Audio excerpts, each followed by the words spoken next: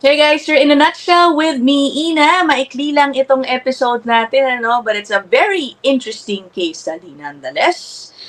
Na-refuse po ang work permit application dahil hindi kumbinsido itong IRCC officer na marunong mag-English itong applicant. Okay, bakit po siya hindi kumbinsido? Cut the long story short, limitado lang po kasi, kulang ang dokumentong sinubmit po the application to prove na marunong siya mag-English. The applicant claims na marunong siya, nag-aral pa daw siya. At ang kurso niya noon was taught in English, kung ano-ano pang mga sinabi. Yun nga lang, sabi ni officer, hindi pa rin sapat. Wala ka pa rin patunay sa mga sinasabi mong yan. Okay, sige, puntahan na lang natin itong court ruling na ating pag-uusapan. Okay, teka muna. Lagay muna natin itong mga title natin. Alright, this is a new decision, federal court decision, just this July 22, 2025, nilabas sa Ottawa, Ontario. Yan, okay. This involves, applicants are a family. May principal applicant applying for a work permit under the TFW program. Yung wife naman daw niya nag-apply din ng work permit under the International Mobility Program to accompany him and their 2 children who applied for a work permit, tsaka yung mga anak, study permit. Okay? Ngayon, as for the permits of Patel's family members, ayun, nirefuse na rin, kumbaga, ang kanilang mga application dahil na-refuse yung sa primary applicant na siyang pag-uusapin natin ngayon. Okay? So, okay, meron daw pong prospective employer si Mr. Patel, ang employer, isang restaurant in Ontario. Okay, nag-offer daw sa kanya ng posisyon na food service supervisor for a 3-year contract. 2023 daw nakakuha si employer ng Lamia, okay, positive Lamia. At nakasaad sa Lamia na that employee must have completed secondary school and, okay, ito ang importante dito, verbal and written English is required for the job. Wala pong nakasabi dito, na kailangan ba nag-English exam, tapos ito yung score niya, wala pong mention na ganyan. So, kasulad lang doon, verbal and written English is required for the job. Okay, so ngayon, nag-apply po siya ng work permit noong September 2023, based doon, okay, with the support of the Lamia from his employer. Okay, eto na ngayon. The officer who assessed his application refused Mr. Patel's work permit application, principally on the grounds that he could not adequately perform the proposed work. Okay, hindi raw niya kayang gawin yung trabaho dahil sa insufficient evidence of his English language ability. Okay. Guys, I'm curious, marami po ba sa mga Lamia, sa mga TFW natin, is this a common occurrence na nakasaad po talaga sa Lamia na dapat marunong mag-English verbally and written? Let me know, Curious lang ako dyan. Okay. So, eto na. Okay. Nagpunta ngayon, dahil na-refuse, nagpunta ngayon si applicant sa korte, seeking what is called a judicial review. Pinapa-review niya sa judge. Gusto niya, kumbaga, syempre, sidean siya ng judge para muling ibigay o ipa-assess sa ibang officer ang kanyang application for the work permit and give it a fresh set of eyes, kumbaga, bagong assessment muli.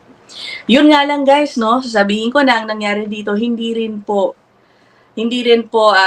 in-overturn, kumbaga, ng judge yung decision na pag-refuse. Okay. Na-dismiss itong petition ni applicant. Bakit? Yan ang ating alamin dito. Sige. Okay. Una sa lahat, nilalagay dito ang context, na ang IRPR, ano ba tong IRPR? Yan po ang Immigration and Refugee Protection Regulations. Okay. Sabi dito, an IPR states that an officer shall not issue a work permit to a foreign national if there are reasonable grounds to believe that the foreign national is unable to perform the work sought. In short, ito yung batayan sa kapangyarihan ni officer para i-refuse yung kanyang application. Ito daw ang dahilan ni officer, okay, sa pag-refuse. Ito, babasahin natin. The Lamia stated English proficiency is required in oral and written. The applicant submitted limited evidence to demonstrate that this requirement was met. Ang naka-attach lang daw po kasi na dokumento sa application, no, ay ito, document on file indicating some English proficiency were, ito, a couple of transcripts from secondary school kung saan meron makikita na nakatapos siya, nakakomplete siya ng English course. Okay? However, sabi ni officer, there was little to no evidence to demonstrate what level was taught. Okay? The applicant did not submit any other proof of English skills. Siguro ang hinahanap ni officer, no, like an English exam proficiency test result. No? Although it was not mentioned here, no? I think that could have helped in this situation. Mr. Patel takes issue with the officer's use of the term English proficiency. Yan ang kini-question ni Mr. Patel. Sabi niya, this term parang pinapakita na si officer nagre-require daw sa kanya ng certain level of English proficiency. Okay, despite the Lamia saying na verbal and written English lang naman ang required. Wala ring tinukoy doon na specific proficiency level. Okay. Sabi ni Judge, mali naman daw. I do not agree pala, no, with Mr. Patel. Hindi naman daw ganun ang ibig sabihin ni officer. Sabi ni Judge, the officer's use of the term English proficiency does not suggest na meron na siyang ini-impose na particular level of proficiency. Okay? Wala naman daw sinabi. There is no indication that the officer made a finding dun sa mismong level of proficiency. Instead, ang sinabi naman daw po talaga sa dahilan ni officer ay walang ebidensya. There was limited pala rather, hindi wala. There was limited evidence provided to demonstrate that Mr. Patel met the language requirements. In other words, sabi dito, the absence of evidence made it impossible to evaluate whether this particular requirement was met. Okay. Meron po kasing sinasabi daw si applicant na nag-aral siya, no, sa UK. May ganun. Sabi dito. Ayan, no. Kinonsider pa nga daw ni officer yung limited evidence, specifically yung secondary school transcripts that demonstrate that he took an English course. Okay?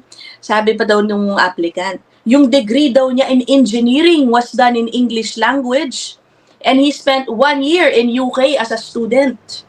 Yan. So, dalawa nga yung transcripts pala. However, there was no evidence before the officer other than noting it on the application form that he traveled to the UK to study. Okay? Nandun lang din daw, noted lang din sa application form yung experience niya sa UK. At wala ring evidence provided about the language of instruction for his university. Meron po talaga niyang minsan ganyang certification, guys. Nahihingi yan sa mga universities for them to indicate that the medium of instruction used in teaching your course was in English. So, sinasabi dito, wala ring proof of that. Okay? So, yun ang nangyari dito. Ang ending, dismissed ang judicial review petition ni applicant. Sabi ni Judge, I find that because Mr. Patel provided little evidence and of no explanation of his English language ability, and the job daw kasi nga required some level of English proficiency, it was reasonable for the officer to find that they were not satisfied na magagawa niya yung trabaho. Application for judicial review is dismissed. Ganon-ganon lang, parang hindi clear sa akin kung nabigyan ng pagkakataon ba itong si applicant na parang, sige, bigyan mo pa kami ng ibang document na obviously he would need more time kung kailangan niya mag-English exam. Parang walang nangyaring ganon. Kasi nga, dumiretso na siya sa korte. So anyway, what do you guys think about this? No? Talagang in this case, stricto na dapat marunong mag-English. What do you think about this? No? Sa tingin nyo, dapat ba talaga ganyan kahigpit pagdating sa pananalita ng English? I know marami pong mga ganyang criticisms against some immigrants na pagdating dito nagdududa po yung ilan bakit hindi marunong mag-English, lalo na yung mga nasa food service. Kumbaga hindi sila nagiging efficient daw po sa kanilang trabaho dahil hindi sila magkaintindihan ng customer. What do you think about that? Let me know your thoughts down there in the comment section. I will end this episode here. I'll see you guys in the next one. Bye!